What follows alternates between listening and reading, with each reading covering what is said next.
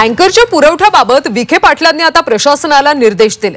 Tanker पाणी पुरवठ्याचे वेळापत्रक जाहीर करा, ग्रामीण भागातल्या टँकरसाठी जलदूत ॲपचा वापर करा, अशा सूचना जलसंपदा मंत्री विखे पाटील यांनी अहिल्यानगर जिल्हा प्रशासनाला दिल्या।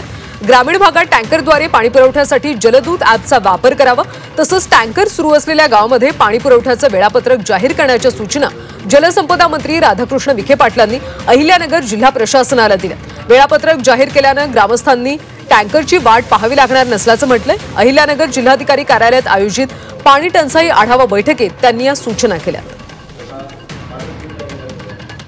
टँकरचे वेळापत्रक आता तयार करायला सांगितलेले आहे, ज्यामध्ये प्रत्येक गावामध्ये तशा प्रकारचं वेळापत्रक लावून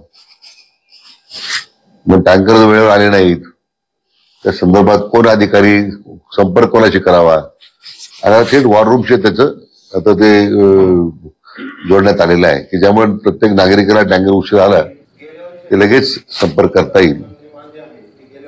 जलदूत ॲप तयार करण्यात आलेला आहे की त्या प्रत्येक ॲपमध्ये रोजच्या टँकरची माहिती फोटोसहित ते सन्मान्य त्याचे जे ग्रामसेवक आणि तलाठी आहेत त्यांनी तात्काळ फोटो अपलोड करायचे।